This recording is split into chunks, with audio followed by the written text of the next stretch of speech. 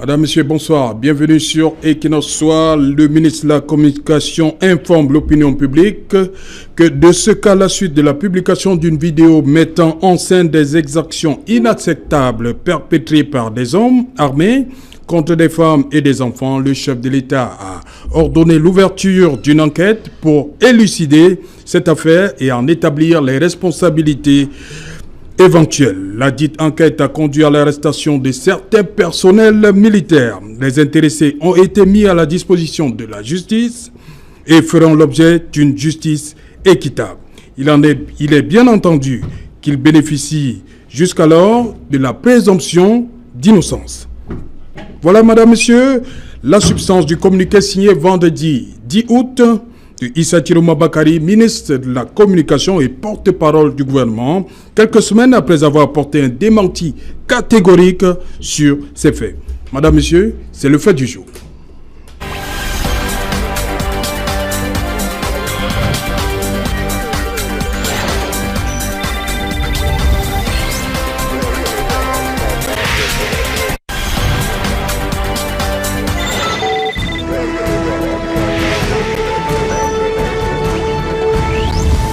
Pour en parler, je suis avec l'honorable Marlise Doualabel. Bonsoir.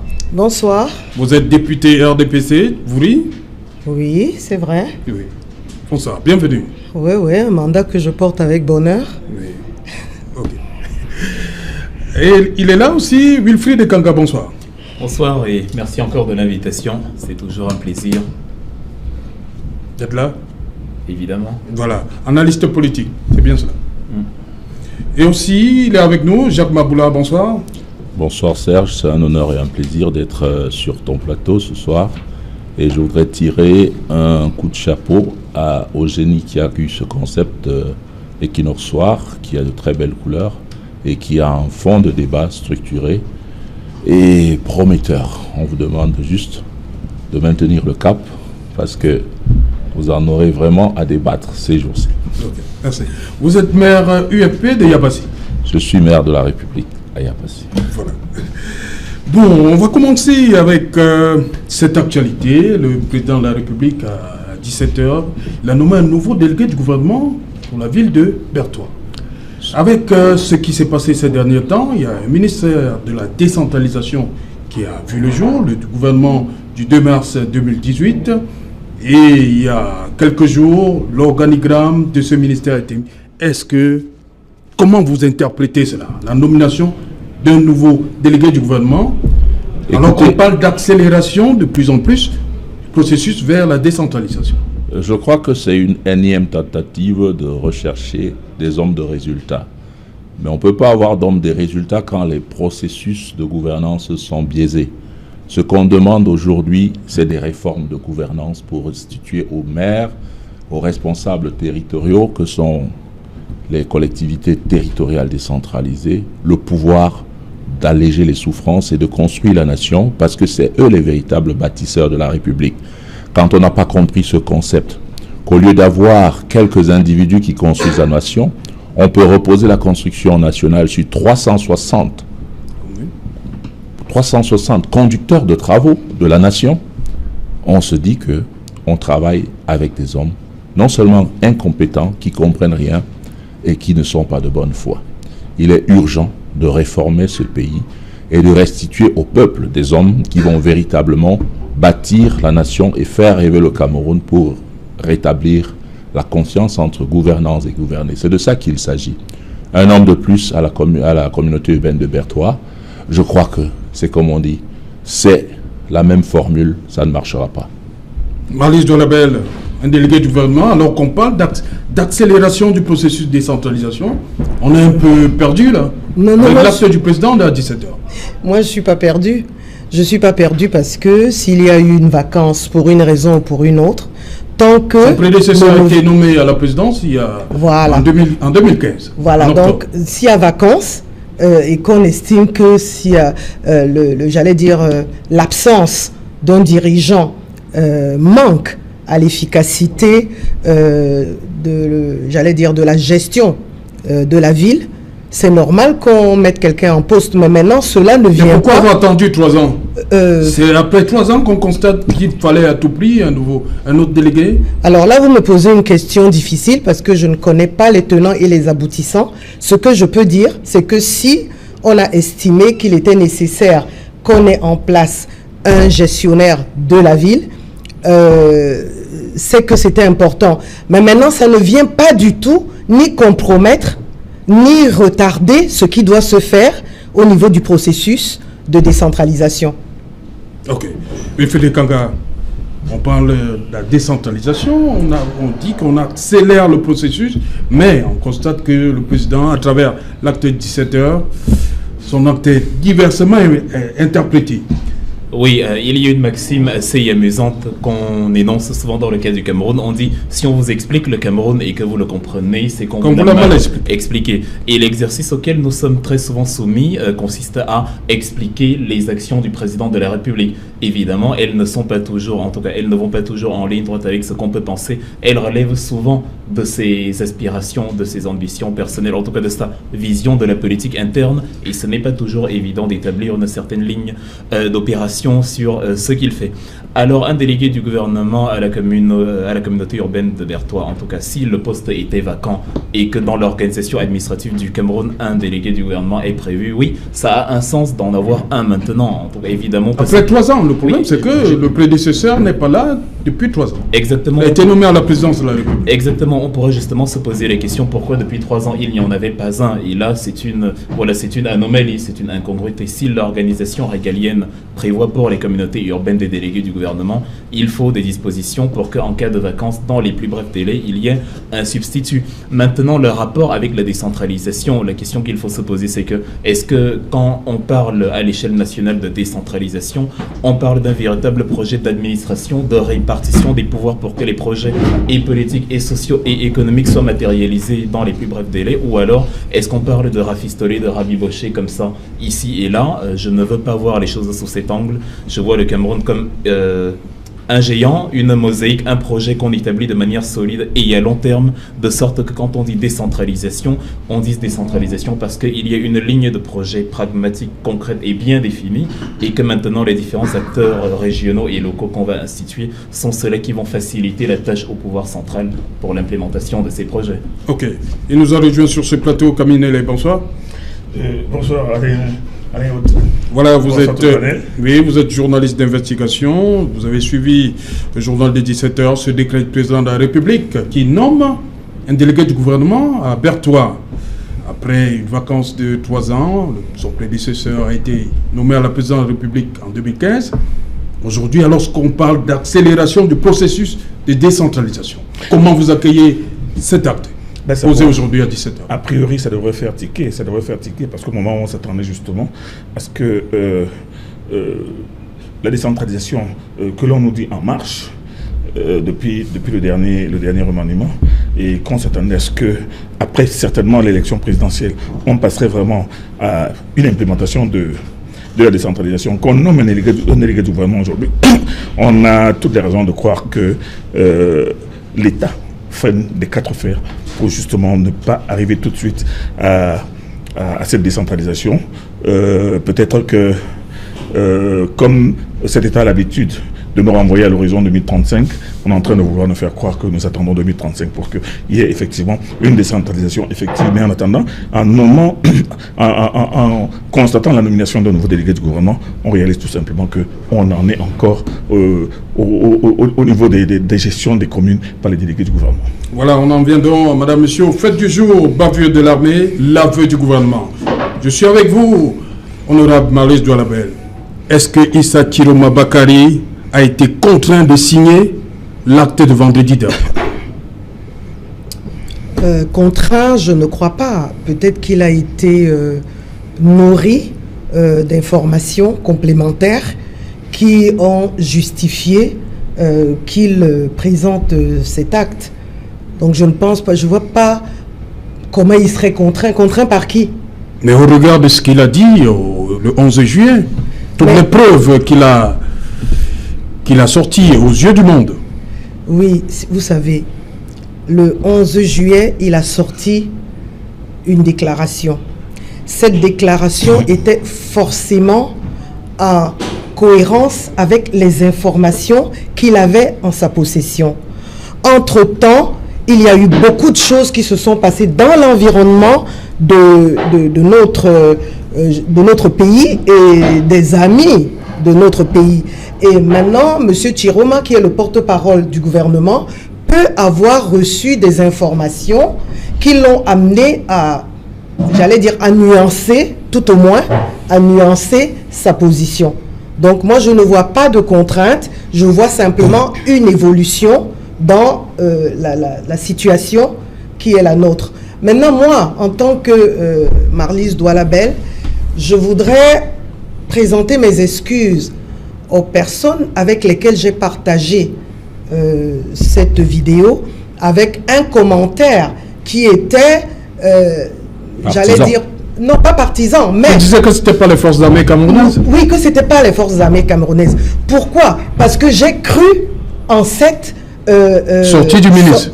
Pas seulement du ministre, il y a eu... Parce qu'il a fait des démonstrations, il a parlé de trier l'uniforme et tout ça, le matériel.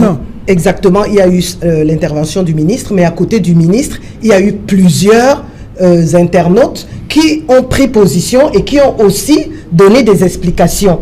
Et moi, là-dedans, je ne suis pas plus experte que ces personnes.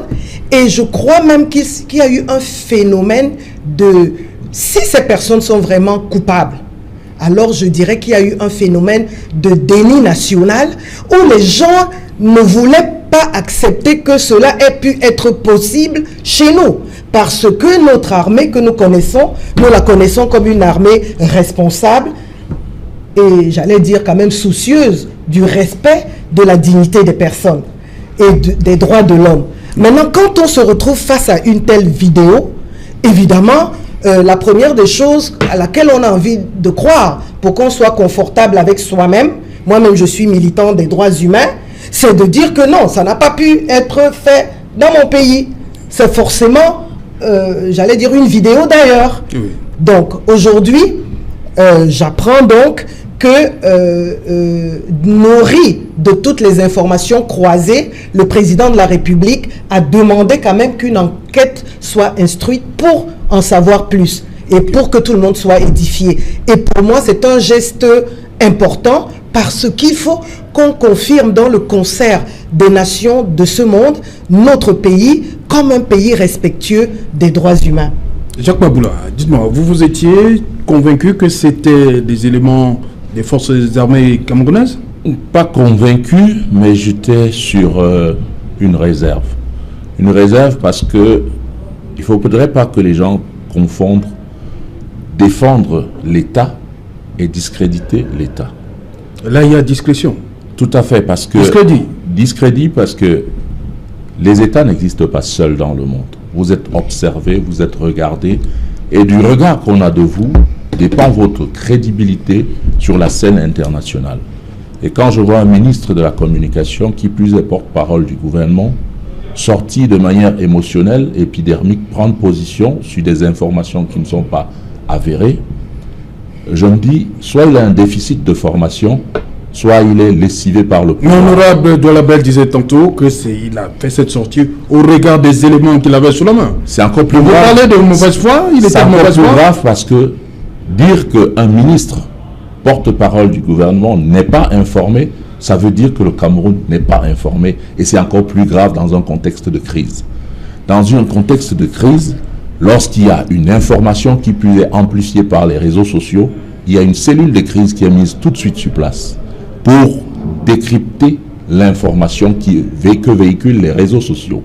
Et c'est sur la base de cette cellule de crise qu'on se prononce. Et encore qu'on ne devrait pas, quand on n'a pas toute l'information, défendre mécaniquement le gouvernement parce que le discrédit de notre État en est touché. Raison pour laquelle il y a une méthode simple qu'on étudie, qu'on voit dans des situations de crise, qui consiste à dire, par exemple, et ça c'est une consultation gratuite qui pourrait servir pour l'avenir, c'est-à-dire que le ministre de la Communication, s'il sent l'urgence de parler pour essayer d'apaiser, il pourrait dire, nous avons constaté une déferlante de vidéos sur les réseaux sociaux, nous prenons acte de ce qui est communiquer. Il ne s'agit pas de... Nous n'avons pas toute l'information, des enquêtes sont ouvertes. Nous faisons confiance à nos forces de défense, mais toutefois, si nos forces de défense sont impliquées, ces actes seront reprimés avec toute l'énergie nécessaire. Okay. Et remercier la communauté pour cette attitude citoyenne de partager l'information. Aussi simple. De veille. Okay. Même une attitude de veille. M. Kaga, le ministre s'y est mal pris et déficit, il a mal communiqué. Oui, pour répondre de manière linéaire, je vais d'abord féliciter humblement le mea culpa de l'honorable Maryse Toualabel. Oui. On dit une faute avouée à moitié pardonnée. Je considère que c'est un signe de grandeur, comme ça, sans accusation, de reconnaître en tout cas ce qu'elle estime n'avoir pas été correct de sa part. Et je me dis que le ministre de la Communication, en tant que garant justement de l'information à ses compatriotes que nous sommes, aurait raison de faire de même, parce que il n'est pas normal de dire en tant que ministre de la Communication qu'au regard des éléments dont on avait a priori, on a établi une conclusion. La conclusion, elle se passe in extremis, au dernier moment, quand on a tous les éléments, quand on a la preuve irréfutable de quelque chose.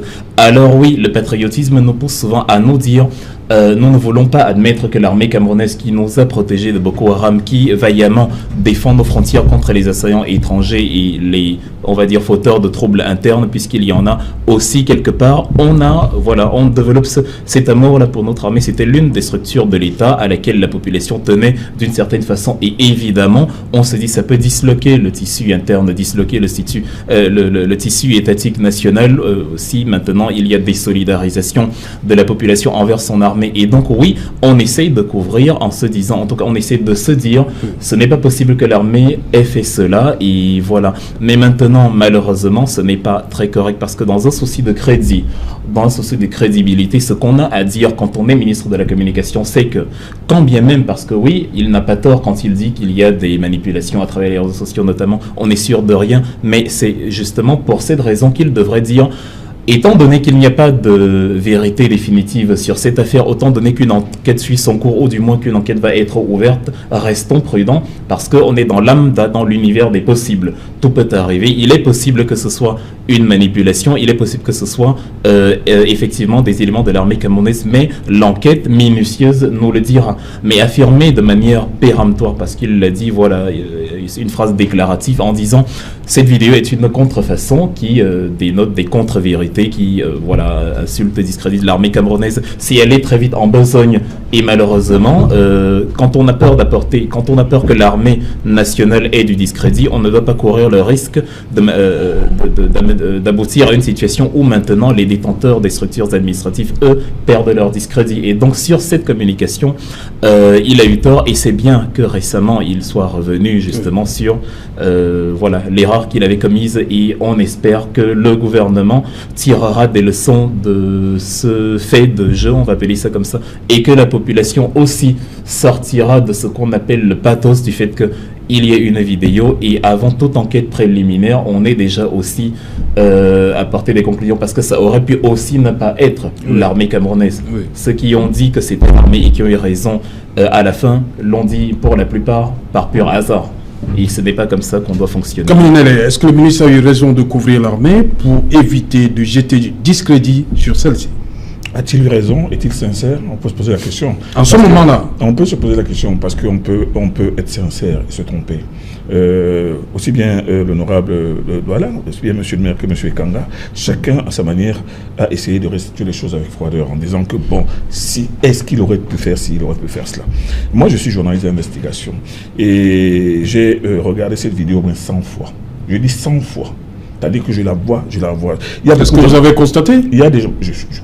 Je suis en train de m'expliquer. Il y a des gens qui ont vu cette vidéo, et dès qu'on arrive à la scène où le militaire est en train de tirer sur les femmes, il détourne les yeux et ne regarde plus. Terminé.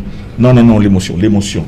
Moi, je suis un journaliste d'investigation, spécialiste des enquêtes criminelles, et je peux pas vous dire qu'on ait le nombre de corps mutilés, de corps trouvés morts que j'ai vu, de scènes de crimes que j'ai fréquentées. Je veux dire que quand on regarde cette vidéo, quand moi je l'ai regardée pour la première fois, je l'ai regardée d'abord en écoutant une voix de fond d'un malien qui était en train de parler des problèmes maliens, qui est en train de dire, regardez comment les militaires maliens du président Keïta tuent les peuples. Camille Nélé, qu'est-ce que vous voulez nous faire comprendre? Je continue, laissez-moi développer. Je suis en train de dire que moi, je vais vous donner ma lecture de la première déclaration du ministre et de la deuxième déclaration. Toutes les deux sont, elles me poussent au plus profond scepticisme. Moi, j'ai vu cette vidéo où un Malien dit, regardez comment un enfant de 3 ans, on le tue. Ce sont des peuples qu'on tue. C'est l'armée malienne. Maintenant, j'ai regardé ces militaires. Ce sont des militaires dépenaillés. Ils sont débraillés. Un militaire qui porte une valeur sans ceinture, il n'a pas de galon, il n'a pas de béret. Il porte des tennis, l'autre porte des sandales. Je les ai regardés. En plus, regardez dans le fond de l'émission, vous voyez des hommes qui tiennent des machettes et des bâtons. Vous voyez des militaires en train de marcher avec des hommes qui tiennent des machettes et des bâtons. Regardez, vous allez voir qu'il y a des gens qui sont alignés en bord de route. On les dépasse, qui sont en train de regarder comment ils sont en train de partir. Ça veut dire quoi? Ça veut dire que ça voudrait dire qu'il y a des gens qui ont vu cela, qui ont assisté à cela, ou alors qui sont complices de cela.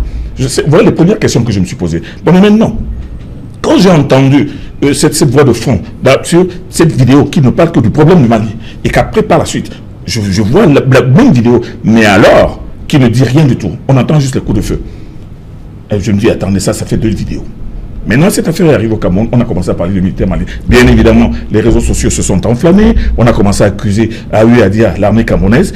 Et la première bourde, parce que moi j'appelle ça une bourde, du ministre Issa Chiroma, c'est de dire que, bon voilà, non, avant cette bourde, il y a un communiqué qui est passé dans les réseaux sociaux qui parle de l'AFP et de certaines ONG qui ont exigé que le président Paul Biya fasse une enquête parce que ce sont des militaires camerounais. On dit que le président des États-Unis demande, on dit que le Conseil de sécurité demande, on dit que l'Union européenne demande absolument une enquête. Bon, quelques jours plus tard, le ministre de la Communication se fend d'une communication, sort un communiqué. Dans le communiqué, il commence par dire que vraiment, il y a une vidéo qui circule avec des militaires qui ont tué des personnes. D'abord, j'adresse mes condoléances à ces familles éprouvées. Bon, je n'ai pas compris de quoi je me mêle. Bon, maintenant, il continue, il dit que bon, voilà, c'est certainement des fake news parce que effectivement, cette vidéo circulait dans les réseaux sociaux depuis un certain temps. Sans installer le doute. Beaucoup de gens sont mis à dire que M. Chiroma était en train de défendre l'indéfendable. Alors vendredi, pendant que cette affaire était même pratiquement oubliée, les gens l'avaient relégué au second plan, il nous sort une autre communication dans laquelle il nous dit que bon voilà, il y a des personnes qui ont été arrêtées. Sur l'instruction du chef de l'État, il y a une enquête qui a été ouverte, ces personnes ont été arrêtées, il donne les noms et ensuite il ajoute précisant que ces personnes bénéficient de la présomption d'innocence. On n'a pas besoin de citer le nom des gens et de dire que ces personnes bénéficient de la présomption d'innocence. Alors maintenant, moi, ce que moi je pense de toute cette histoire, moi, né les journalistes, je pense que c'est une histoire incompréhensible. Incompréhensible parce qu'on ne peut pas donner le nom de personnes qu'on dit avoir arrêtées. Et on dit non, ces personnes, on les a arrêtées, il y a une enquête qui est ouverte, le chef d'État a ouvert une enquête, mais seulement ces personnes, il faut dire qu'elles bénéficient de la présomption d'innocence. Moi, c'est-à-dire qu'à mon fond intérieur, je pense que c'est une affaire qui a dépassé depuis très très longtemps le niveau du ministre de la Communication. Qui s'est empêtré dans une... Parce que moi, ce que moi j'aurais fait, si moi j'étais ministre de la Communication, si j'étais secrétaire de la présidence de la République, je me serais dit une chose. Après la publication de cette vidéo dans les réseaux sociaux, il y a eu un communiqué du gouvernement malien qui dit qu'il y a une bonne vidéo qui circule dans les réseaux sociaux qui présente des hommes en train d'abattre des gens. Et ce qui compromet l'image des soldats maliens. Nous tenons à dire que c'est de la manipulation. Et c'est la même vidéo qui est en train d'être exploitée pour un pays de l'Afrique centrale. Donc nous tenons à avertir l'opinion nationale et internationale de cette forfaiture. Lorsque le président s'en mêle, comme on l'a vu là, qu'est-ce que... Mais vous croyez que nous restions dans le fake news? Mais pourquoi faudrait-il que le président soit la personne qui s'en mêle, qui donne les instructions? À quoi servent les ministres? À quoi servent les patrons des renseignements et du maintien de l'ordre? Dans un système normal, on aurait dit ok.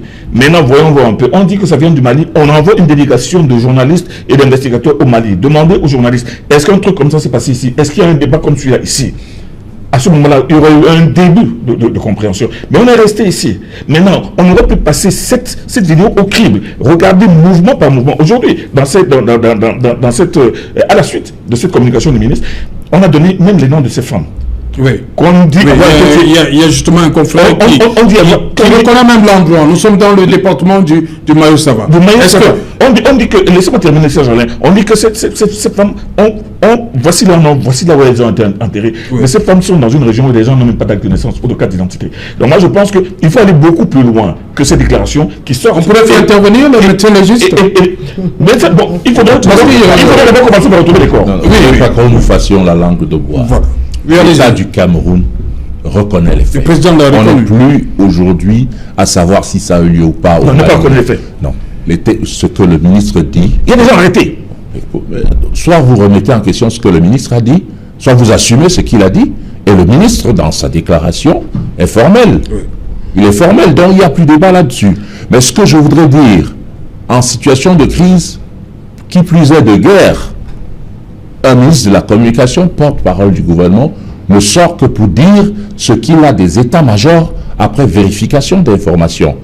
S'il le fait, sans cela, ça veut dire qu'il n'y a pas une coordination entre les forces de défense au sol et celui qui porte la parole du gouvernement. Et ça, c'est encore plus grave parce que désormais, ça donne à l'État du Cameroun un état de pays de mauvaise foi.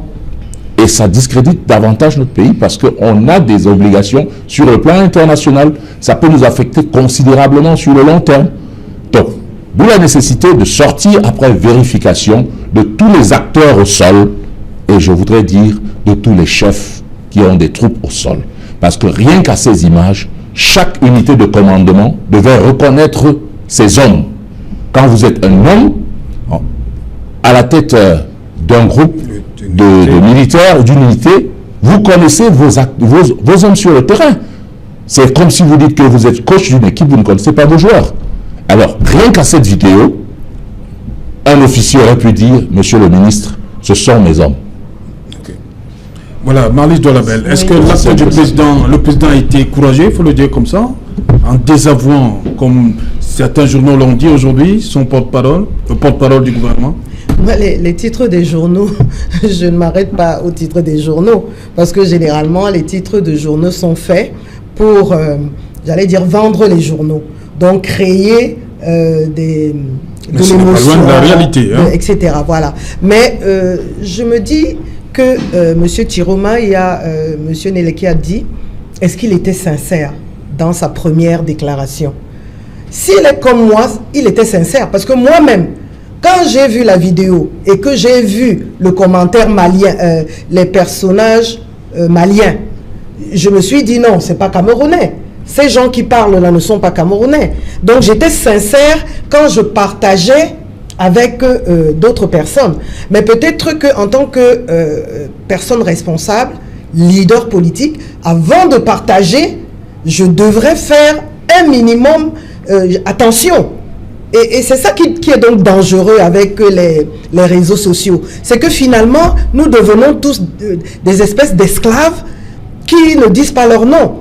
Bon, si c'est pas grave, si c'est pas très très grave pour les jeunes, pour les personnes, j'allais dire les citoyens normaux, c'est un peu plus difficile pour nous qui sommes censés représenter des communautés, des circonscriptions, des pays. Donc, je me dis, moi, je lui donne le crédit en disant qu'il était sincère. Maintenant, il a reçu des informations qui l'ont amené à se raviser. Mais jusqu'à maintenant, nous ne pouvons pas encore conclure. Une fois de plus, la prudence s'impose. Il faut que nous attendions les résultats de cette enquête. Mais le simple fait que des personnes aient été appréhendées veut dire qu'il y a quand même anguille sous roche. Oui. Maintenant, je dis moi par prudence, maintenant avec cette histoire, j'attends de voir comment elle va aboutir. Et je voudrais qu'on questionne quelque chose. Une exaction, c'est quoi? C'est une exécution sommaire, n'est-ce pas? Et en général, elles existent dans les armées régulières. Quand une armée arrive, attaque et est embarrassée par des prisonniers qu'ils ont pris sur le champ de bataille, il arrive qu'il y ait ces exactions. Maintenant, quand on est dans une guerre asymétrique, c'est encore plus grave. C'est plus grave pourquoi? Parce que cette maman qui porte un bébé peut être une criminelle, en bonne et due forme. Voilà. Peut avoir, j'allais dire, porté un engin explosif et l'avoir déposé quelque part. On parle de 2015. Les faits sont déroulés en 2015. Mais en 2015, il n'y avait pas encore les... Non, on dit justement que c'était au pire. Au pire. Ouais. Donc, je veux dire que on est très affecté par cette vidéo quand on est militant des droits humains, parce qu'on se dit, de toute façon, tout le monde a besoin d'être jugé. On ne peut pas être exécuté comme ça sans être jugé, parce que alors nous sommes tous des victimes qui pourraient être sacrifiées pour une raison ou pour une autre. Mais dans une guerre asymétrique, ces dames qui portent des bébés peuvent être des activistes de haut vol et des personnes qui ont posé des actes extrêmement graves. Maintenant, est-ce qu'il mérite donc d'être exécuté de la... Non, si nous sommes un pays civilisé, non. Mais quand on analyse une situation sur j'allais dire sur un champ de bataille, eux, ils n'ont pas le temps, tout le temps, de réfléchir comme vous et moi sur un plateau. Et puis, c'est des personnes qui sont aussi fragilisées mentalement. Parce que vivre tout ce qu'ils vivent, pendant que nous vivons dans nos quartiers, en paix, avec nos enfants, etc., les expose à une dégradation qui recommande qu'ils soient encadrés psychologiquement et soutenus psychologiquement. Okay. Mais cela ne dédouane pas. Le fait que ces femmes soient des criminels ne justifie pas qu'elles soient exécutées de manière sommaire. Ça, je ne l'admettrai jamais. Mais maintenant, j'essaie juste de nuancer pour dire que bon, on est tous embêtés qu'une femme avec un bébé... oui, mais une femme avec un bébé peut porter un engin qui tue. Oui, Frédéric Kanga, vous trouvez des circonstances atténuantes nos forces de l'ordre dans ce cas-ci? Là, je serais définitif, non, pas du tout. Parce que si vous avez un terroriste entre les mains, vous avez le meilleur élément pour démanteler justement le réseau terroriste. C'est-à-dire si une femme... L'exploiter. Justement, il faut interroger, il faut faire asseoir, il faut les arrêter, les interroger, etc. Et une armée, le devoir d'une armée justement est de distinguer entre la violence légitime instruite dans le cadre de leur activité et la violence arbitraire, parce que pour une raison émotionnelle quelconque, on aurait perdu ses moyens. Le rôle d'une armée n'est pas de perdre ses moyens et de réagir de manière animale lorsque la situation devient compliquée. Les soldats ont été formés pour gérer ce type de situation et il est clair que parfois, oui, ils n'y arrivent pas, mais maintenant c'est le devoir du pouvoir régalien d'encadrer, de maîtriser justement ces soldats-là. Vous n'allez pas dire à un entraîneur de foot de tolérer le fait que lorsque le joueur de son équipe se fait insulter en plein match, il réagisse de manière brutale. Et évidemment, même si une injustice a été commise en son endroit, il a le devoir de réagir de manière sereine et du moins, en tout cas du moins les encadreurs, le staff technique a le devoir justement de coordonner et de discipliner en tout cas les joueurs de cette équipe. L'armée nationale étant l'équipe de notre gouvernement, ceux qui sont chargés de faire régner l'ordre justement, est mise dans un cadre où elle doit comprendre que force est à la loi lorsque la situation l'exige, mais on ne fait pas régner l'ordre en créant le désordre. Si une armée se met à tuer arbitrairement, elle ne se distingue plus des terroristes. Heureusement, on va être fiers de dire que voilà, sur les très nombreux, les innombrables éléments que constitue l'armée camerounaise, cette vidéo, si tant est vrai qu'elle a été commise par des soldats de notre armée, ne représente là que quelques brebis galeuses extrêmement minoritaires dans la mosaïque très républicaine de notre armée qui nous défend tous les jours, et ça, c'est de bonne guerre. Maintenant, sur les vidéos, en tout cas on a vu avec l'intervention de tout à l'heure que chez certaines personnes, il y a encore des incertitudes. Oui. Raison de plus, justement, pour garder la tête froide et de se dire, même si, justement, il y a des présumés coupables, des gens qui ont été arrêtés, la conclusion définitive n'est pas encore à tirer. Je vais me féliciter personnellement de n'avoir partagé cette vidéo à quiconque, parce que, justement, dans cette logique, je me disais, je ne sais pas, je n'ai absolument pas le pouvoir, et je ne vais pas me baser sur le fait qu'on m'a dit, ou alors que dans la vidéo, il y avait une voix qui disait, dans ce cas, je ne sais pas si la voix de la vidéo avait dit que la vidéo se tourne au Népal, j'aurais pensé que les Népalais ou les Irlandais sont noirs. Donc, avec les technologies d'aujourd'hui, on peut aboutir à absolument tout. Pour ce qui est de la présomption d'innocence, même lorsqu'on a arrêté Saddam Hussein, il a eu droit à un procès avant sa pendaison. Même la CPI que nous fustigeons tout le temps depuis sa création en 2002 et l'arrestation de Laurent Gbagbo en 2011, il y a quand même des procès, parce que le fait de donner... Kadhafi, Entre autres, non, en fait, je veux dire de manière absolue que le fait de donner le nom d'une personne que vous avez arrêtée ne vous interdit pas de déclarer qu'il bénéficie de la présomption d'innocence. Ça se passe dans les structures régaliennes normales. Alors, on ne peut pas se baser sur le simple fait que les noms aient été dévoilés pour dire que le fait d'avoir dit en même temps qu'il bénéficie de la présomption d'innocence discrédite la version selon laquelle ils seraient des soldats camerounais. Les Maliens connaissent aujourd'hui, sont actuellement dans une période électorale. Le premier tour est déjà passé et dans les débats présidentiels entre Soumaïla Cissé et Ibrahim Boubacar Keïta, le volet de la vidéo n'est pas apparu. Ça veut dire que dans l'inconscient collectif ou bien l'intelligence malienne, le sujet n'est pas autant ancré que dans le cas camerounais. Ça veut dire que la probabilité est plus élevée que cela se soit passé au Cameroun. Évidemment, on est encore dans le cadre des probabilités, mais que personne ne soit péremptoire justement sur quoi que ce soit.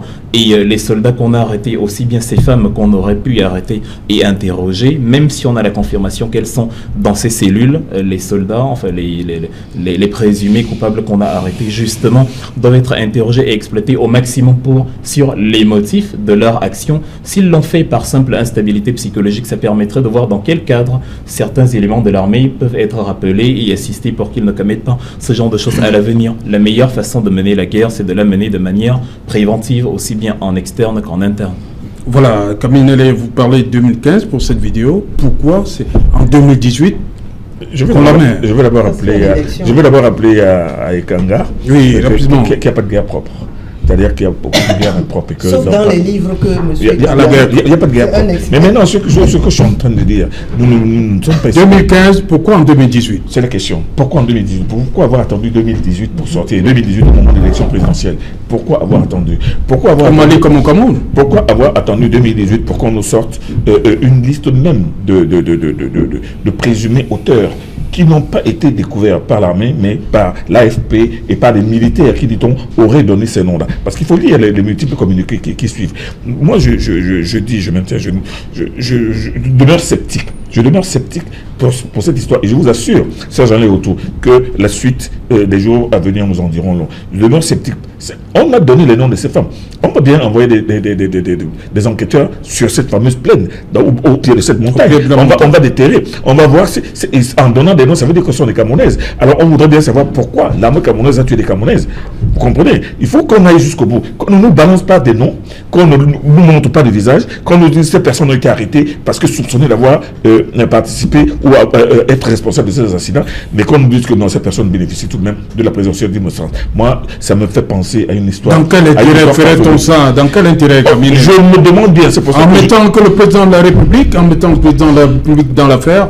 Vous savez, ici, quand on veut légitimer une action, on dit sur hautes instructions du chef de l'État. Le président de la République a ordonné une enquête. Le président de la République a nommé des ministres, il nomme des directeurs, il nomme des responsables à tous les niveaux qui n'ont pas besoin d'attendre que ce soit le président de la République. Mais pourquoi faut-il que, quand la situation est compliquée, ce soit le président de la République qui donne des instructions? Cette affaire est suffisamment grave pour que le ministre de la Défense envoie des gens sur le terrain, envoie des gens sur au niveau de cette fameuse colline, qu'on aille déterrer, puisqu'on nous a même dit que ça a été fait à tel endroit, qu'on aille dans ce village, qu'on demande le nom de ces femmes. Et si vous regardez cette vidéo, vous verrez qu'il y a des gens qui sont en bordure de route, il y en a d'autres qui sont derrière, qu'on aille inspecter, qu'on demande. Et maintenant, c'est trop facile. 5 ans après, qu'on retrouve et les auteurs et les noms. 3 ans.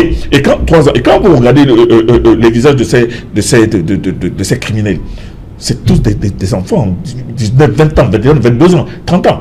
Hein? Mais quand on nous dit qu'il y a là-dedans un capitaine de vaisseau, qu'il y a là-dedans un sergent-chef, attendez, ce n'est pas des enfants. Donc, moi, je demeure sceptique. Et je dis toujours que cette histoire-là va nous réserver des surprises parce que les 2 communiqués du ministre de la Communication me laissent absolument sceptique. Et moi, je reste dans cette posture. Je n'en crois pas un mot. Un commandant de vaisseau. Oui, je pense. Après tout ça, le ministre doit rester en fonction. Satiroma devait démissionner. Écoutez, quand vous faites des contradictions aussi flagrantes, en tant qu'homme politique responsable, vous présentez votre démission.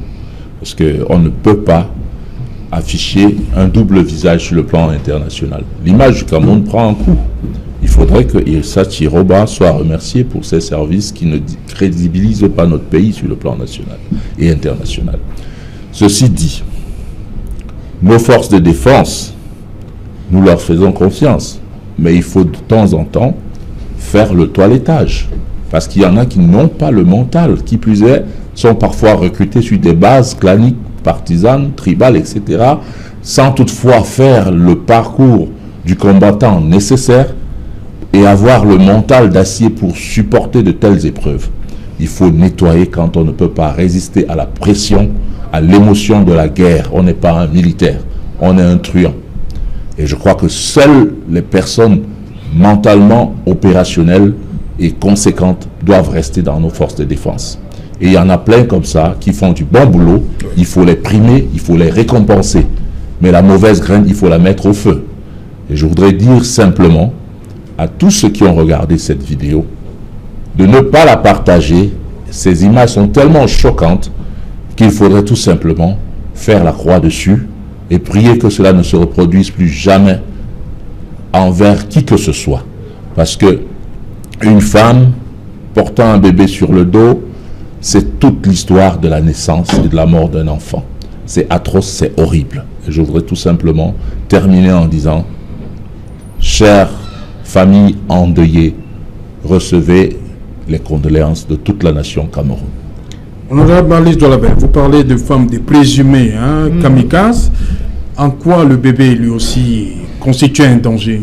Mais je vous ai dit que c'est ça qui rend ce crime atroce. Parce que même si je dis que ces femmes peuvent être des présumées kamikazes, en tant que militants des droits humains, je voudrais quand même qu'il leur soit réservé un procès en bonne et due forme. Ce qui rend cette image insupportable, c'est justement ce bébé dans le dos. C'est ça qui rend l'image insupportable et qui a certainement frappé l'imaginaire de tout le monde. Maintenant, je reviens à la question de pourquoi de 2015 à 2018. Oui. Quand on a posé cette question, oui, non, mais c'est parce que à l'heure où nous sommes là, toutes les armes, tous les instruments qui peuvent perturber le jeu, l'aggraver, le rendre nébuleux, etc., sont utilisés. Il n'y a pas une autre raison. Pourquoi c'est pas sorti en 2017? Pourquoi c'est pas sorti en 2016? Ça va tellement vite avec les réseaux sociaux. Non, mais personne ne contrôle. C'est pas le gouvernement qui contrôle ces images. Je veux dire que ces images existaient depuis 2015. On dit qu'elles ont été prises par des militaires. Et c'est les militaires qui les ont envoyées.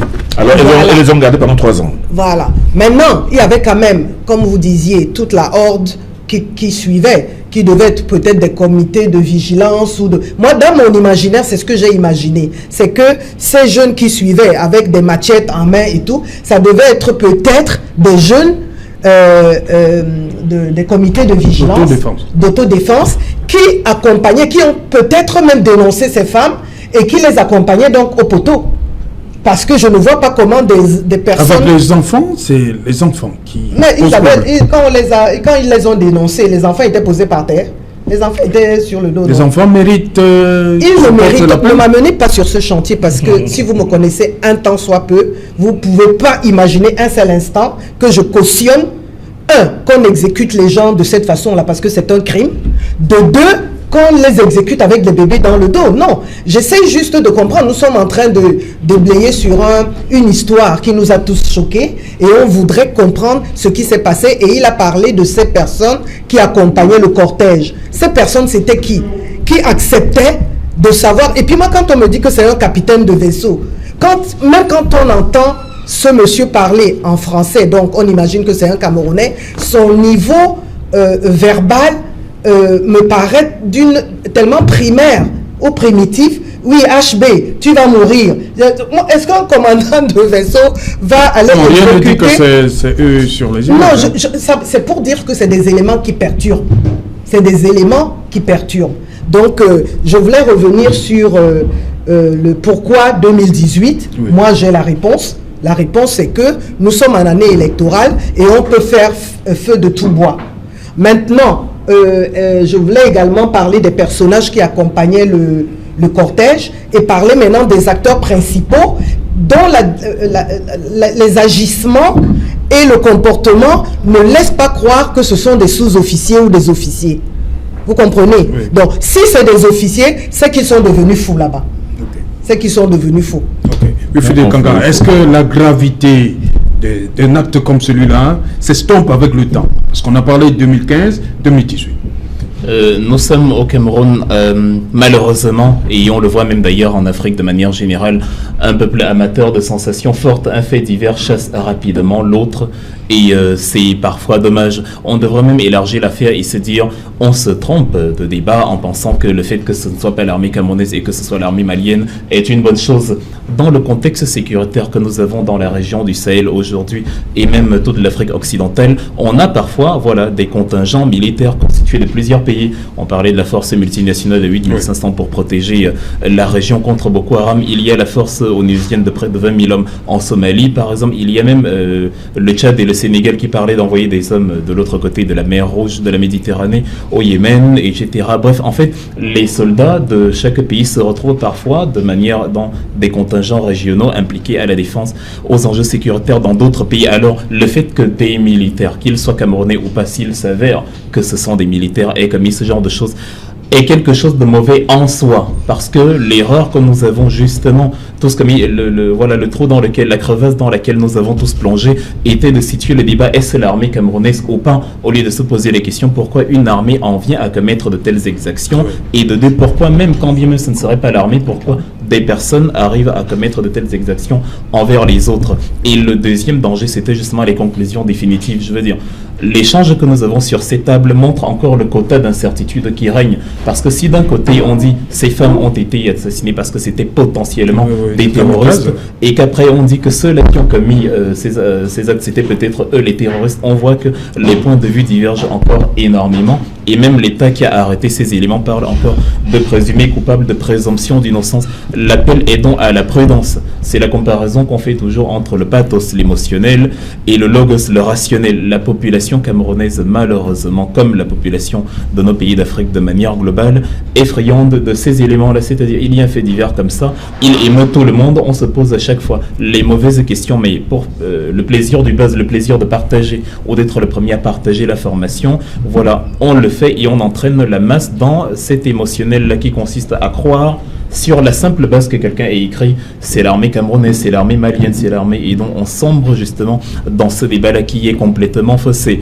Maintenant, on espère, parce que ce sont les questions qu'il faut se poser à long terme, la mesure préventive dont je parlais tout à l'heure consiste à, après y avoir déterminé quels sont les véritables coupables de cet élément, de se demander pourquoi est-ce qu'ils ont commis ça, comment est-ce qu'on peut prévoir que ça n'arrive pas à l'avenir. Le fait que nous sommes en période électorale, évidemment, explique le fait que la vidéo apparaisse aujourd'hui, mais ça ne dit pas si c'est l'armée camerounaise ou pas. Ça aurait pu être l'armée camerounaise et les vidéos auraient été couvertes parce que voilà la situation, rien ne justifiait le fait de la publier parce qu'on voulait protéger peut-être ce type de secret, et peut-être en raison de certains désaccords en interne à l'approche des élections, on la diffuse. En fait, il y a un quota d'incertitude énorme que seule une véritable enquête et l'interrogation de ce qu'on a capturé pourra apporter, si tant est qu'on nous dévoile justement de manière réelle, de manière véridique, les résultats de la fameuse enquête. Mais voilà, la seule chose que nous pouvons faire, c'est de nous abstenir de conclusions, de nous abstenir de commentaires émotionnels, de nous abstenir du « je pense que », à mon avis, d'attendre patiemment. La patience est une vertu que ceux-là qui, de manière républicaine, sont chargés de mener l'enquête sur cette affaire nous disent in fine de quoi il en retourne. Voilà, Kaminale, vous restez sur votre position. L'armée camerounaise ne peut pas être capable de telles exactions. Je souhaite de tout mon être que ce ne soit pas l'armée camerounaise. Et quand je regarde ces militaires, je vous dis que... Malgré tout ce qui est dit dans le communiqué du ministre, ils ressemblent beaucoup plus à des chiens de guerre qu'à des militaires. Mais moi, je vais comme dit Kanga et Kanga, je pense qu'on nous a dit que des militaires ont été arrêtés, que les militaires, l'enquête sur leur cours, et que si les faits sont reconnus, ils seront sévèrement punis, mais qu'ils bénéficient toujours de la présomption d'innocence. Moi, je n'ai jamais entendu ça au Cameroun quand on a arrêté quelqu'un. J'ai jamais entendu. Et c'est pour la première fois que le ministre de la Communication, quand il parle d'individu arrêté, spécifie que non, cette personne... Ça veut dire qu'il y a toujours un doute. Cette personne, voilà. Et maintenant, là où je voudrais que l'enquête se poursuive, c'est qu'on aille sur les lieux, qu'on aille au pied de cette montagne, qu'on exhume ces corps, qu'on fasse une autopsie, puisque ces femmes sont identifiées, qu'on retrouve leur famille. À ce moment-là, moi, je dirais que je peux croire à cela. Mais en dehors de cela, je persiste à dire que c'est une histoire absolument farfelue. Jacques Maboula, Il persiste, hein, il faut les médecins légistes rentrent dans la danse. Écoutez, je vais vous dire une chose. Soit on est sincère, on présente ses excuses pour ce qui a été fait, parce que dans le cas d'espèce, c'est très simple. Les photos de ces meurtriers sont connues. Les chefs d'unité de commandement qui avaient en charge ces opérations peuvent clairement dire cet homme relève de mon unité de commandement ou pas. Et si l'État du Cameroun vient à changer de position, ça veut dire au regard des officiers qui ont été interpellés qu'il y a des hommes qui ont reconnu ces meurtriers-là.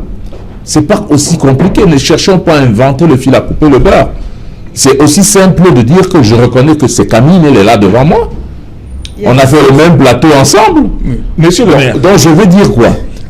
Arrêtez de défendre ce qui n'est pas défendable. Ça complique la situation de notre pays au regard des enjeux qui se jouent actuellement sur ce Cameroun. Nous devons être sincères et reconnaître ce qui n'a pas été bien Monsieur le fait. maire, la seule photo qui a été publiée dans les réseaux sociaux, c'est cette photo présumée être celle du capitaine de vaisseau, qui est un homme replet d'un certain âge. Quand vous regardez la vidéo, tout c'est des autres. Et moi, il est difficile de reconnaître un élément. C'est pour ça que je dis que attendons la suite des enquêtes. C'est pas à vous, c'est au chef d'unité de commandement qu'il faut poser ces questions. Okay. Non, l'enquêteur. Merci. Merci. Ça y est, c'est fini. Oui, merci. Bonsoir, Cédric Nouffelé. Bonsoir Serge Alain, bonsoir à vos invités. Voilà le journal de 20h, c'est dans un instant 2 ou 3 titres qui feront l'essentiel de ce 20h. Ce soir, nous allons vous montrer le film intégral de ce rétro-pédalage du gouvernement à propos de cette vidéo montrant des exécutions sommaires de civils à l'extrême nord du Cameroun. Vous suivrez également la réaction de certains leaders politiques qui, au-delà de l'arrestation des soldats soupçonnés dans cette affaire, exigent des sanctions politiques à l'encontre de ceux qui ont menti à l'opinion publique durant plusieurs mois. Nous évoquerons cette présidentielle 2018. Ceux qui ne sont pas candidats se positionnent tout de même auprès de ces 8 candidats engagés dans cette présidentielle contre Paul Biya, président sortant et candidat à sa propre succession. Une offre, celle de Jean-Jacques Ekindi, qui appelle à une coalition de l'opposition et qui n'a pas dévoilé le candidat qu'il compte soutenir durant cette campagne présidentielle à venir. Nous évoquerons également, dans le cadre des élections sur le continent africain, les résultats très attendus au Mali, mais aussi ce contentieux électoral qui doit s'ouvrir au Zimbabwe. Voilà les différentes escales à suivre au journal de 20h. Serge Alain. Voilà, madame, monsieur, dans un instant, le développement de tous ces titres, ce sera dans le 20h, bien évidemment, de Cédric Nouffelé. Quant à moi, je vous retrouve après pour le débrief.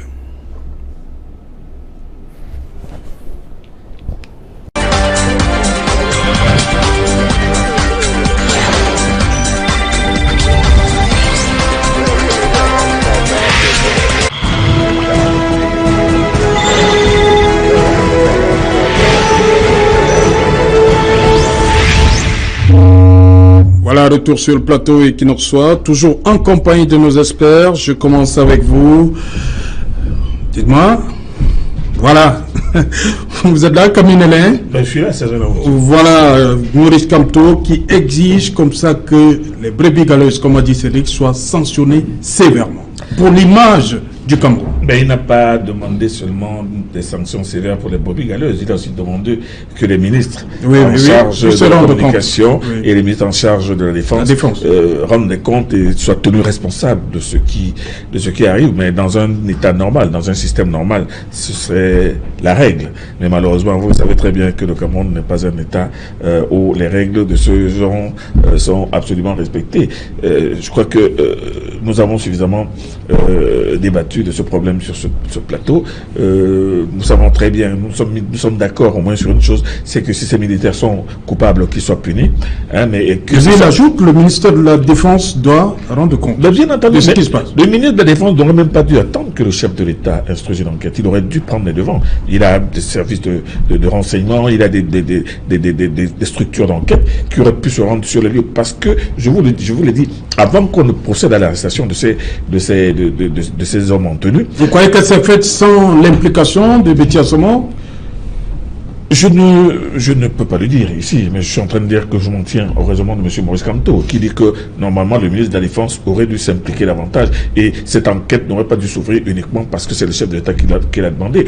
Lui, étant ministre délégué à la présidence de la République, chargé de la Défense, il aurait dû prendre le taureau par les cornes et gérer ce problème avant même que le chef de l'État, et peut-être même, afin qu'il ne rende compte au président de la République. Et c'est tout comme Maurice Kamto demande aussi que les sanctions soient prises à l'encontre du ministre de la Communication, qui pour lui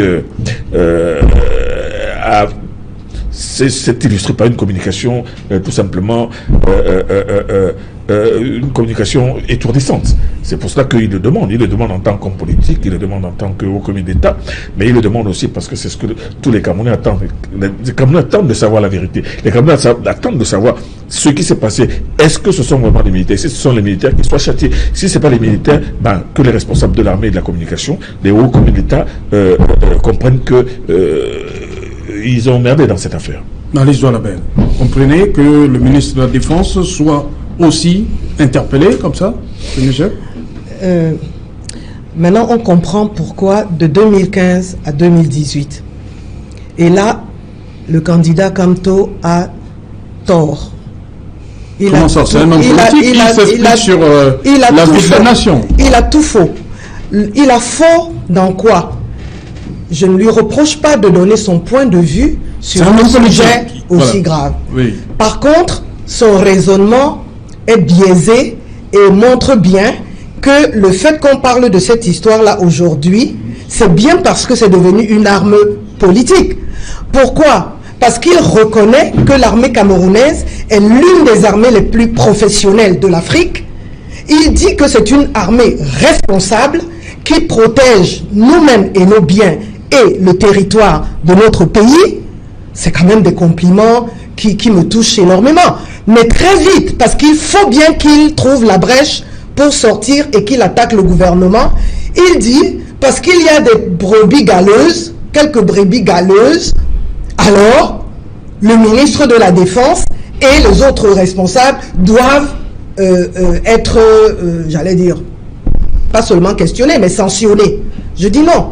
Il faut être cohérent, il faut être conséquent. Où notre armée est professionnelle et nous en sommes contents à 95%, et à ce moment-là, on la soutient fermement, ou bien elle ne l'est pas, et à ce moment-là, nous avons tous à indexer nos responsables. Mais à partir du moment où M. Kamto reconnaît que notre armée est une très bonne armée, il ne peut pas demander la peau de M. Betty Assomo. Non, il n'a pas demandé le ministre soit sanctionné.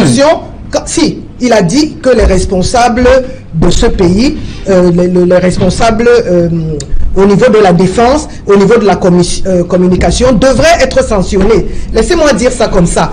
Maintenant, là où je vais lui donner encore tort, c'est que M. Kamto, cette armée-là que vous avez félicitée, et vous avez eu raison de la féliciter, parce qu'elle fait du bon boulot, c'est votre armée. C'est votre armée. Ce n'est pas parce que vous êtes en compétition contre le président de la République que vous allez venir ici tenir un raisonnement qui ne vous ressemble pas. Vous êtes un très grand homme. Vous êtes un homme de science. Vous êtes, j'allais dire, partout où vous êtes passé, vous avez laissé une très très bonne... mais il a félicité l'armée. Réputation. Mais alors, mais comment aboutit-il? Après, il demande que les responsables il y a eu un vice de forme qui le président ne peut pas s'adresser. Pourquoi cette vidéo est devenue aussi un instrument politique? Le président ne peut pas s'adresser directement aux soldats. Il y a quand même une hiérarchie. Alors, à ce moment-là, ça veut dire que notre armée n'est pas très bonne et n'est pas l'une des meilleures en Afrique. Parce que si elle est l'une des meilleures en Afrique, ça veut dire que M. Betty Assomo a, j'allais dire, accompli sa mission de manière responsable et respectable. Alors on ne peut pas en même temps demander qu'il soit félicité et de l'autre côté qu'il soit sanctionné. C'est ce que je veux dire. Et ça montre que nous sommes en plein dans la guerre. Je crois que si il y a eu rétropédalage du ministre de la Communication, c'est parce que le ministre de la Défense a fait du très bon boulot et il a remis dos au mur ceux qui pensaient que l'armée n'était pas impliquée ça veut dire qu'il a une bonne relation avec ses hommes au sol. Ceci dit, l'armée camerounaise, elle est au même titre que nos liens en État, au-dessus des appartenances et des clivages. Si vous appréciez l'armée camerounaise, vous devez aussi pouvoir demander qu'il y ait du toilettage. Parce qu'il y a des hommes qui discréditent des corps. Il y a un proverbe chez nous qui dit « c'est une dent dans la bouche qui pourrit la bouche ». Et c'est du devoir du chef de l'État et du ministre de la Défense de nettoyer ce corps et de veiller à ce qu'il reste professionnel. Là-dessus, on est d'accord. Là-dessus, on est d'accord. Moi, je parle du ministre. Je ne parle pas des brebis galeuses. Je crois qu'il y a une enquête qui a été ouverte et les données en possession des corps de la défense permettent aujourd'hui à l'État de dire on va arriver jusqu'au bout parce qu'il y a déjà des interpellations. Ça veut dire que le ministre de la Défense, Betty Assomo, fait du très bon boulot. Pour ça, on pourrait lui donner, on devrait le féliciter pour avoir mis de la lumière sur ces exactions-là. Et pour le bon travail qu'il a pas par ailleurs. Bien entendu. Okay. Ceci dit, il faudrait sanctionner avec la dernière énergie les hommes qui sont responsables de tels actes. C'est ce que le professeur Maurice Kamto a dit. Absolument. Absolument. Et veiller à ce que le ministre de la Communication ne soit plus à communiquer avant d'avoir fait la cohésion avec les hommes en tenue. Mais en fait, très souvent le reproche au ministre de rester, ne rien dire. Eh bien, qu'est-ce qu'il faut à la fin? Quand il y a nécessité de communiquer, il y a une cellule de crise. Écoutez, il y a toujours cellule de crise qu'on met en place face à toute crise qui s'ouvre dans un contexte. Et cette cellule de crise est pluridisciplinaire. Ça veut dire que quand elle se met en place, vous avez les hommes en tenue qui interviennent. Vous avez les spécialistes des relations internationales qui interviennent. Vous avez des hommes de communication qui interviennent. Vous avez également, naturellement, des représentants du cabinet civil qui interviennent pour savoir quelle posture adopter face à une réaction contre le Cameroun. Et c'est dans cette pluridisciplinarité-là qu'on voit, au regard des enjeux, dans le contexte de crise, qu'est-ce qu'il faut communiquer? Vous ne vous levez pas je sais pas, dans votre canapé et vous prenez une décision unilatérale. Non. C'est une équipe qui communique. Vous pensez que ce n'est pas fait jusqu'ici? Non, je ne pense pas. Parce que quand vous êtes porte-parole d'un gouvernement, ça veut dire qu'à chaque situation de crise, il y a cellule de crise et il y a résolution. Vous n'êtes que le porte-parole de ce qui émane de la cellule de crise. Le lecteur des résolutions. Et là, le lecteur de résolution, ce n'est pas de l'émotion. Vous n'allez pas dire n'importe quoi au devant de la scène internationale. Parce que ça nous engage tous, y compris les responsables du gouvernement, que les populations, parce que un Camerounais qui se trouve, je ne sais pas où, en Belgique, un Belge va lui dire dans un café, vous les meurtriers d'enfants là. Il est affecté. Son attitude au sein de son organisation prend un coup parce qu'on dit, vous tuez des enfants chez vous. Donc, il ne s'agit plus seulement de l'affaire du ministre de la Communication, c'est la nation tout entière. Ce qui veut dire quoi? Au même titre que nous félicitons nos lions indomptables, quand un gars rate le pénalty, on dit qu'il a raté le pénalty. Et que s'il avait marqué le pénalty, on serait en finale, ou on aurait gagné la Coupe du Monde. Donc, M. Kamto a fait des critiques, mais il aurait pu aussi féliciter la lumière qui commence à se montrer et la qualité opérationnelle du métis Betty Assomo. Aussi simple que ça. Le ministre de la Défense devrait accompagner ces troupes comme il a fait, mais ça ne semble pas être perçu par certains de la classe politique.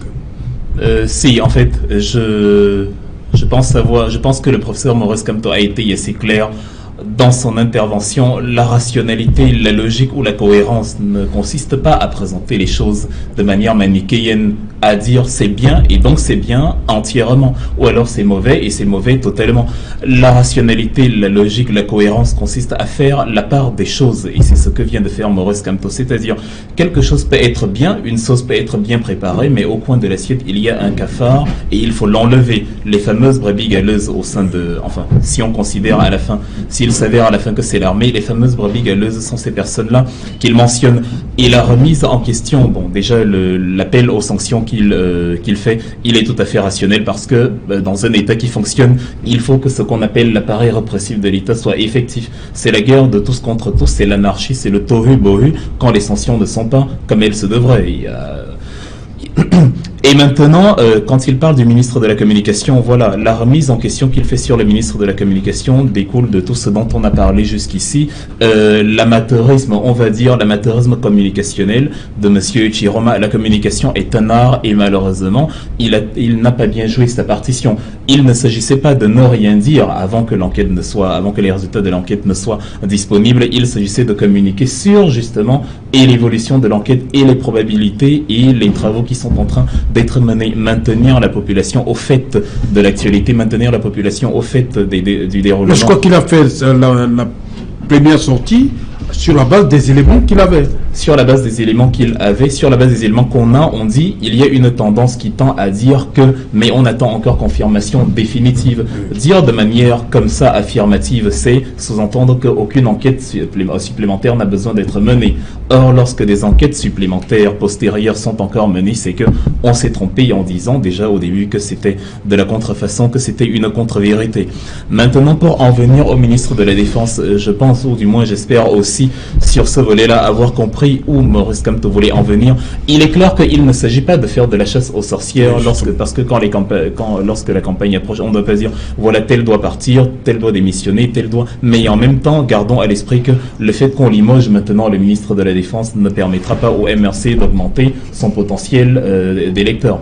Donc ce n'est pas ce que recherchait Maurice Kamto en premier. Évidemment, moi je perçois le ministre de la Défense comme quelqu'un qui a justement fait son travail selon les règles de l'art, plus ou moins. On se souvient de l'attaque du char, de sa descente dans la zone anglophone. Il a matérialisé ce qu'est le travail d'un ministre de la Défense, entrer au feu de l'action, au péril de sa propre vie pour l'intérêt national, évidemment, c'est une bonne chose. Mais d'une certaine façon, peut-être la lecture ou alors le contrôle des éléments dont il a la charge, peut-être il n'a pas été réalisé comme il se devrait, ce qui a abouti à justement à l'apparition de cette vidéo-là a posteriori, en tout cas à cette époque-ci, sans qu'il n'ait été au courant, alors que d'une certaine façon, étant la plus haute autorité du régiment de la Défense, il aurait dû, à travers son service de renseignement, il aurait dû justement être au courant qu'il y avait des éléments comme ça qui pouvaient justement mettre dans le trouble l'actualité politique à l'approche des élections. Mais évidemment, ce sont des éléments mineurs et je crois que c'est sur ce volet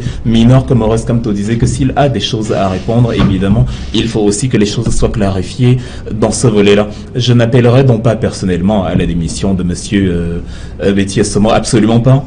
Il y a celle de monsieur Girement. Et aussi, pardon. Et encore moins celle de M. Chiroma.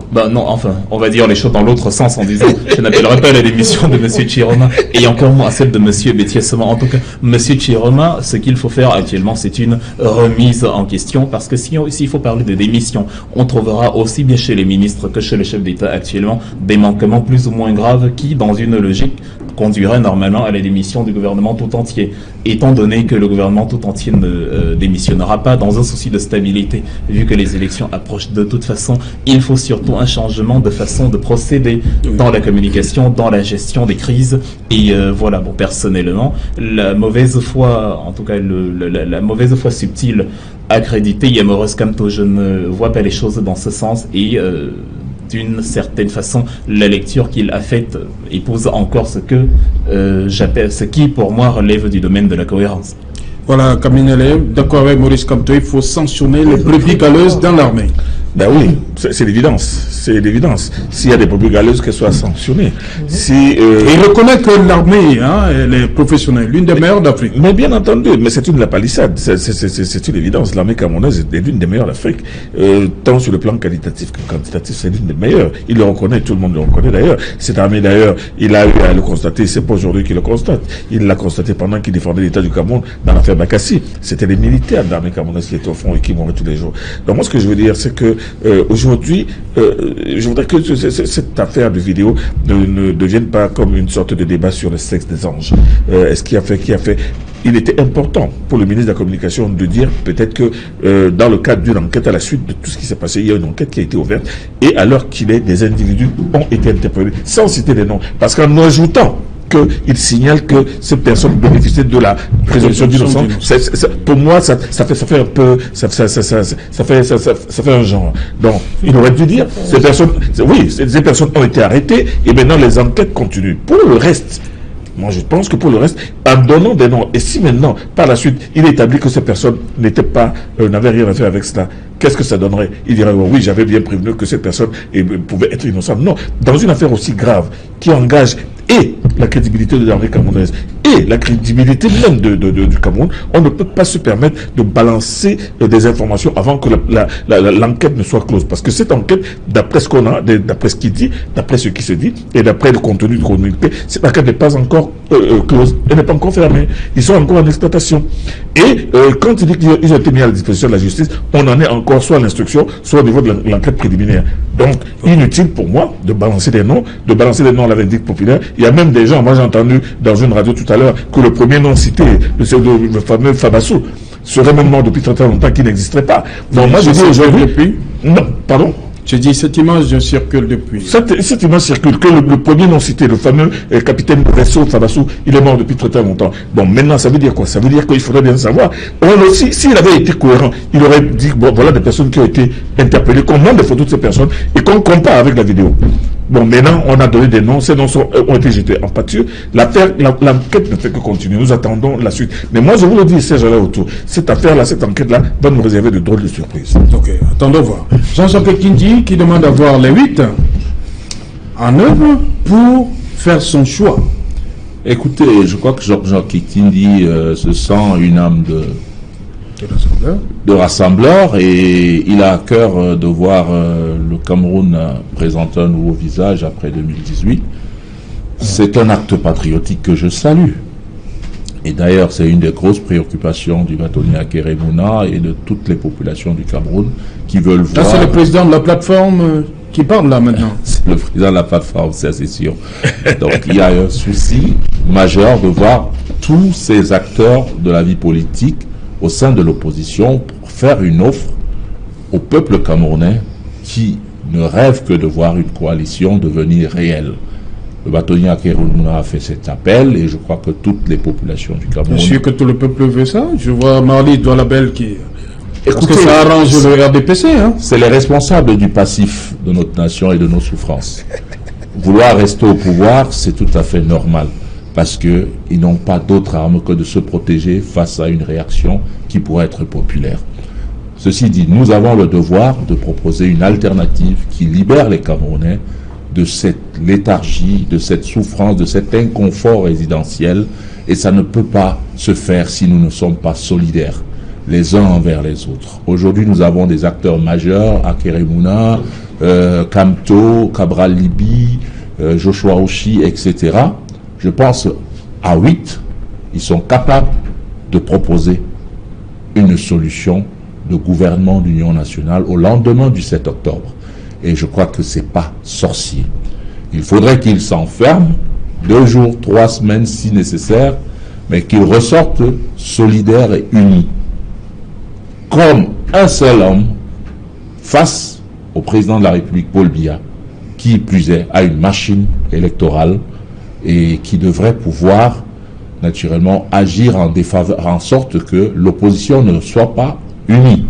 Et je voudrais que nous transcendions les clivages partisans, les clivages ethniques, pour offrir au Cameroun une raison d'espérer. Parce que la crise anglophone est de l'autre côté, Boko Haram est dans le nord, à l'est nous avons des menaces sécuritaires, et face à tout cela, il faudrait que la communauté internationale refasse confiance au Cameroun, redonne un crédit au Cameroun, parce qu'aujourd'hui vous voyez que notre pays a perdu son découvert sur le plan international, au point où nous soyons remis à des emprunts obligataires, à des appels de fonds publics populaires et tout ça. Ça veut dire que les bailleurs de fonds traditionnels ne nous font plus confiance. Okay. Il faut un gouvernement qui est crédible, qui remette le niveau de découvert financier international du Cameroun au maximum.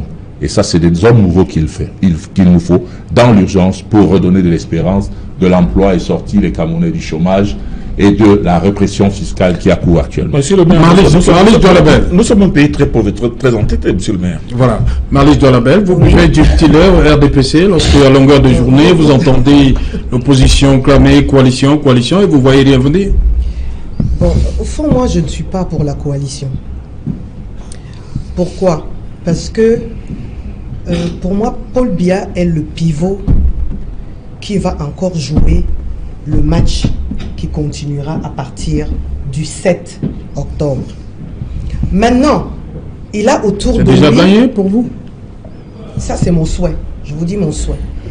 Il a autour de lui des joueurs qui sont des joueurs de valeur. Moi, je ne sais pas si on a eu l'occasion d'en parler. Je suis très fier du profil des candidats que nous avons à la présidentielle. Je suis fier parce que ce sont des Camerounais qui ont de la densité, qui ont de la profondeur, qui ont une vision, qui ont envie de faire des choses. Maintenant, ils veulent faire des choses avec quoi et avec qui? Si nous prenons le risque de laisser faire, comme disait monsieur le maire, un gouvernement d'union nationale, mais il va voler un éclat dès le lendemain. Et comme il dit lui-même, nous sommes dans un pays qui est quand même relativement secoué sur le plan sécuritaire. Nous n'avons pas besoin des incertitudes et j'allais dire des scénarios qui ne nous garantissent pas un minimum de stabilité. Donc moi je pense que Paul Biya va être le président. Il y a dans l'opposition, les candidats actuels, à peu près 2 ou 3 têtes de pont. Ces 2 ou 3 têtes de pont vont réussir à regrouper des sensibilités qui sont voisines à leur projet de société. Parce qu'il ne s'agit pas non plus de se mettre avec, j'allais dire, quelqu'un qui pense complètement le contraire de ce que vous voulez. Vous voulez voir mettre en place simplement parce qu'il vous faut gagner une présidentielle. C'est très dangereux pour les Camerounais. Donc ils vont faire certainement des alliances en fonction de la proximité idéologique, politique qu'ils ont. Et maintenant donc, nous allons aller en 2019 aux législatives et aux municipales. Là où la clarification va se terminer. La clarification va se terminer parce que le nombre d'élus de chaque candidat va vraiment nous donner le poids réel de chaque candidat. Et nous, le RDPC, nous allons avoir en face de nous des vis-à-vis plus construits, construits, c'est-à-dire plus solides, qui peuvent faire face et qui peuvent améliorer la gouvernance et la démocratie dans le pays. Parce que le fait que nous ayons la majorité, comme disent les opposants, obèses, je pense que pour un pays en construction, ça ne peut être bon que quand c'est un parti unique. Oui. Mais quand ce n'est pas un parti unique, ça ridiculise un peu les partis d'opposition qui finalement n'existent pas. Oui. Donc pour moi, je pense qu'il ne faut pas qu'ils aillent à l'idée de faire une seule coalition. Qui sera le patron? Qu'est-ce qu'il pense? Il fera avec qui? Et après, qui va être président? Qui va être premier ministre? Non, ça va être la cacophonie. Voilà. Vraiment, les enfants, laissez-nous avancer paisiblement, sereinement. Et maintenant, la vraie compétition au niveau de la présidentielle va commencer après le président Biya. Voilà, Wilfried Kanga, vous êtes d'accord avec le discours du RDPC qui pense qu'après Biya, c'est l'incertitude? Un gars de Kamto. Je ne suis pas d'accord, mais je comprends. Et je mets un point d'orgue à ce que le débat du Cameroun soit centré sur les idées. C'est malheureux, on l'a observé dans notre pays très souvent où les invectives personnelles priment sur les véritables enjeux qui concernent la nation. Ce n'est pas une partie de ping-pong, ce n'est pas un manège enchanté. Ce sont des questions sur l'avenir de 25 millions de personnes dont la jeunesse dont je suis issu forme les 70%. Et c'est pour ça qu'elles sont à prendre au sérieux. Et c'est pour ça que même quand on appartient à une formation politique, ce qui n'est d'ailleurs pas mon cas, on élabore quand même de manière rationnelle les bons et les mauvais côtés des autres. J'ai toujours conçu la politique justement comme cette maison-là à nettoyer, mais où chacun a sa méthode, l'enjeu étant commun, que la maison soit propre à la fin. Je veux croire en la bonne foi de tous les partis politiques que l'enjeu principal, ce que nous recherchons, c'est les projets politiques, sociaux et économiques pour le bien-être des Camerounais, c'est-à-dire de nous-mêmes, et que le fait que nous ayons des opinions et des méthodes divergentes pour y arriver ne doit pas aboutir sur un ring de boxe. C'est complètement fausser la politique, et c'est pour ça que le niveau économique du Cameroun est en termes de proportion comparé à sa population et à sa superficie, on va dire globalement inférieur à celui de la Guinée équatoriale qui n'a que 1,5 million d'habitants, à tout casser, à se poser, à continuer toujours à mettre ces ingrédients dans notre sauce politique. Nous ne devrons pas être surpris que dans les 36 ans, les résultats soient toujours aussi relativement médiocres. Alors, on peut Biya, c'est l'incertitude. On peut sur le RDPC. On peut justement, c'est là où je voulais en venir, on peut justement comprendre la position du RDPC, même si on ne l'approuve pas. Comprendre parce que c'est logique pour un parti justement de soutenir son candidat. C'est logique pour un parti, sinon ce serait contre-productif qu'un parti dise que notre champion n'est pas la solution à un problème. Tout comme c'est logique, c'est compréhensible des autres partis de se dire que les 36 ans de Paul Biya au pouvoir ont conduit à la situation actuelle et qu'en fait, il est la raison pour laquelle les choses en sont ainsi. Et les gens pensent souvent qu'on ne peut pas résoudre un problème avec les gens qui l'ont créé. Donc c'est compréhensible, ce sont les avis divergents de chaque parti. Mais maintenant, on a vu dans le cas du Mali qu'il y avait 47% approximativement pour Ibrahim Boubacar Keïta et 24% pour Soumaïla Cissé. Voilà, 24 pour Soumaïla Cissé. Donc, ça veut dire qu'il a la majorité relative, mais pas la majorité absolue. Donc, si les autres se coalisaient, il y avait la probabilité de le faire tomber. On peut avoir le même cas de figure au Cameroun, mais la solution va dépendre des véritables aspirations de chacun de ces acteurs de l'opposition. Est-ce qu'on veut supplanter Paul Biya tous azimuts et être celui-là qui va le remplacer, ou alors est-ce qu'on veut supplanter Paul Biya et faire partie d'une coalition où, même si on n'est pas soi-même président, on porte ses projets au sein de cette coalition-là? Si les membres de l'opposition camerounaise réussissent à accepter que tout le monde ne sera pas président, c'est un seul poste, tous les partis ne seront pas l'animal alpha, il faut donc justement qu'ils y parviennent parce qu'en cas de majorité relative de Paul Biya, ils auraient la possibilité d'accéder à la majorité absolue et de gagner les élections. Mais maintenant, tout dépendra, la cacophonie dépendra du bon, enfin, de la bonne foi de ces opposants-là. La cacophonie. Élection à un tour au Cameroun. Élection à un tour, on va dire peut-être malheureusement, parce que peut-être le deuxième tour, après y avoir fait le trait du premier tour, aurait amené les gens à se coaliser derrière le deuxième, même si ça ne marche pas toujours, le cas du Mali. Mais en tout cas, c'est à l'opposition de faire la Côte d'Ivoire. La Côte d'Ivoire 2010. Oui, et même maintenant, on va dire, 2 ans avant les élections, le PDCI s'est détaché du RDR, etc. Ce n'est pas toujours facile. Mais on peut se dire, voilà, c'est aux membres de l'opposition de faire mentir, justement, le RDPC en disant, nous avons d'autres aspirations que le fait d'être président de la République. L'un des deuxièmes problèmes du Cameroun, il est celui-là, c'est-à-dire nous ne faisons pas la politique parce que la population nous intéresse et parce que nous avons des projets pour eux. Nous faisons la politique parce que la fonction publique étant le premier employeur de l'État, vu que les questions économiques ont totalement été mises à l'écart, nous faisons donc la politique pour avoir les privilèges gouvernementaux et nous oublions le peuple pour lequel nous sommes à la magistrature suprême. Et donc s'ils sont sur cette base-là, évidemment, ça n'aboutira pas. Voilà, l'honorable Marlise Doualabel parlait de 2 ou 3 têtes de pont pour l'opposition face au président Biya, président sortant Biya. Oui, 2 ou 3 têtes en regardant les 8 qui sont face au président Biya.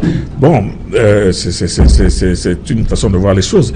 Elle les a cités. Elle a cité Maître Kérémouna, dont on connaît le parcours, dont on connaît le gabarit, mais qui n'a pas un gros parti derrière lui. On connaît M. Maurice Kamto, dont le parti est jeune d'ailleurs, mais qui... Jeune, mais qui a fait ses preuves, hein? Oh, il a fait ses preuves, il a quelques élus à l'Assemblée nationale, il a un élu à l'Assemblée nationale. Ce n'est pas le nombre, c'est le temps mis. Oui, mais il y a des gens qui ont mis autant d'années qui n'ont pas d'élu. Je suis tout à fait d'accord, absolument. Mais ce que je veux dire, c'est que les personnes elles-mêmes, les candidats eux-mêmes, c'est les candidats qui, quand ils parlent, ont un langage, un discours cohérent, un discours plein d'ambition. C'est pour cela qu'elle estime qu'il y a 3 ou 4 face au président Biya. Mais maintenant, je rejoindrai le maire Maboula et Kanga qui disent que le problème ou l'enjeu, ce n'est pas de battre Biya pour battre Biya, mais c'est battre Biya pour une alternative et une alternance. Parce qu'ils n'ont pas d'alternative, mais une alternance aussi parce que tous sont unanimes à dire que le RDPC doit... il faut qu'on passe à autre chose après le RDPC. À quoi alors? Ok. Sylvestre Hippolyte Zangaou, bonsoir. Bonsoir Serge Gérard. Voilà l'essentiel de 100% foot dans quelques instants. Hein. Dans quelques instants, nous parlerons de cette décision qui est tombée il y a de cela quelques minutes seulement. C'est fait, Bamboutos de Bouddha jouera la saison prochaine en Elite 2. Le club qui a terminé 3e du championnat Elite 1 cette saison se voit rétrogradé sur la base d'une décision de la FIFA, la FECAFOOT qui a donc appliqué la décision de la FIFA. La FIFA écrit vendredi, en tout cas la lettre a été rendue officielle depuis vendredi dernier. La FIFA qui demandait à la FECAFOOT de procéder à la relégation en Elite 2 de Bamboutos de Bouddha à la suite de ce conflit que ce club a depuis 2015 avec l'un de ses entraîneurs, son ancien entraîneur belge, Johan Boyle, une affaire de salaire impayé et de rupture abusive de contrat. La FIFA qui a donc décidé que Bamboutos de Bouddha va quitter l'Elite 1 pour l'Elite 2 et la FECAFOOT a donc mis cela en application ce lundi soir. Finalement, Bamboutos de Bouddha qui avait terminé la saison 3e au classement se retrouve 18e et c'est Unisport du Honcam qui est sauvé de la relégation. Le flambeau de l'Ouest va rester bel et bien en Elite 1. La décision est tombée, elle est officielle. Unisport du Honcam est désormais non relégable et jouera bel et bien la saison sportive prochaine en Elite 1. Avec Joseph-Antoine Bell, qui est notre principal invité ce soir, nous parlerons également de Clarence Seedorf et Patrick Kluivert qui ont donc signé un contrat de 4 ans. C'était en fin de semaine dernière. Nous reviendrons également sur les préparatifs de la CAN 2019 que doit abriter le Cameroun. L'invité se prêtera au jeu puisqu'il est membre permanent des comités d'organisation des Coupes d'Afrique des Nations au Cameroun. Joseph-Antoine Bell et moi, nous vous donnons rendez-vous dans les prochaines minutes. Voilà un menu véritablement alléchant. Hein. C'est 100% foot avec Sylvestre Hippolyte Zangaou. C'est tout à l'heure. Bon, le mot de la fin, on va faire un dernier tour de table. En 30 secondes. Il vaut mieux terminer par moi, non? Je suis la seule maman. Oui, on va vous citer ça. Oui, monsieur le maire. Écoutez, il est impératif, urgent que nous offrions une alternance à ce pays. Déjà parce que l'équipe gouvernementale n'a pas été capable de mettre en place un dialogue participatif, inclusif, pour sortir du bourbier anglophone. Et d'un autre côté, parce que de nombreux Camerounais attendent véritablement des solutions aux problèmes de désespérance et de perte de confiance au quotidien dans leur vie. Nous ne sortirons de cette impasse que si les 8 acteurs qui y aura face au président Biya acceptent d'aller aux élections solidaires et unis parce qu'ils pourront veiller et contrôler le vote pendant les élections tous ensemble et pouvoir défendre le vote après les élections. Il est plus difficile pour un parti seul de couvrir les 360 communes du Cameroun et de revendiquer tout seul un résultat après les élections. C'est pour cela que tous ensemble, coalisés, nous sommes plus forts que jamais et j'invite tous les Camerounais à être présents au commencement du vote, après le vote, pour défendre la victoire du peuple. Camille. Ben moi, la politique, je la laisse aux politiciens qui sont sur le plateau, au maire Maboula et à madame la députée. Mais ce que je voudrais dire, c'est qu'il faut que les Camerounais fassent beaucoup attention. Les réseaux sociaux sont un produit à consommer avec beaucoup de modération, avec beaucoup de froideur. Parce que dans ces réseaux sociaux, on trouve tout et n'importe quoi. Et à cause de ces réseaux sociaux, il y a des sociétés qui ont sombré dans toutes sortes de fantasmagories. Donc l'affaire de cette vidéo est en train de faire suffisamment de tort dans ce pays. Et on dit même qu'il y en a même une deuxième encore qui est sortie depuis hier soir, qui va exactement dans le même sens. Mais des vidéos dans lesquelles on trouve des militaires, on trouve des gens en train de tuer d'autres, il y en a des milliers dans ces réseaux sociaux. Donc, faut-il donc s'étonner que le président, directeur général de Facebook, ce soit retrouvé au Cameroun, M. Zuckerberg, a été reçu au cabinet civil il y a quelques jours pour combattre cela au Cameroun. Mais je mets toutefois toujours les Camerounais en garde contre la consommation des réseaux sociaux. Il faut faire très attention, faire preuve de beaucoup de froideur. Ok, Fede Kanka. Alors mon mot de la fin en 3 petits tirets, ce que je dirais pour nous les Camerounais, n'ayons pas la petitesse d'esprit de discuter des personnes et non des idées, ça ferait baisser le niveau de nos débats. N'ayons pas l'émotivité de faire des déductions sur des vidéos dont on n'a pas les conclusions, ça nous fera perdre notre rationalité. Et n'ayons pas la cupidité de vouloir la présidence avant le bien-être des Camerounais, ça fera à l'opposition perdre le combat. Ok. Maman, honorable Gualabel. Oui, merci. Premièrement, je pense que cette vidéo m'a donné une belle leçon et depuis, j'ai décidé de ne plus forwarder des choses que je ne contrôle pas, parce que c'est véritablement dangereux. Deuxièmement, concernant les élections et la politique en général dans notre pays, je pense que nous aimons tous ce pays. Nous sommes tous des patriotes. Nous avons certainement des stratégies différentes, des programmes différents. Et ce sont ces projets-là de société que nous vendons à la nation qui intéressent la nation. Ça, c'est clair. Il est donc important qu'on sache exactement ce qu'on va proposer le moment venu, parce que la campagne n'est pas encore ouverte. Mais le moment venu, il faut que chacun se prépare pour présenter son programme. Et c'est cela qui rend la coalition difficile, parce qu'il va bien falloir concocter des programmes portés par une coalition et pas une multitude de programmes présentés pour un seul poste, parce que ça ne fonctionnera pas. Donc, je vous remercie de m'avoir convié. Votre émission est une bonne émission et j'espère qu'elle aura une longue vie. Ok, merci. Merci à vous, cher monsieur, d'être venu. Merci. Merci, l'honorable. Voilà, rediffusion, c'était tout pour Equinox Soir. Rediffusion, 23h GMT. Il sera minuit à Boya.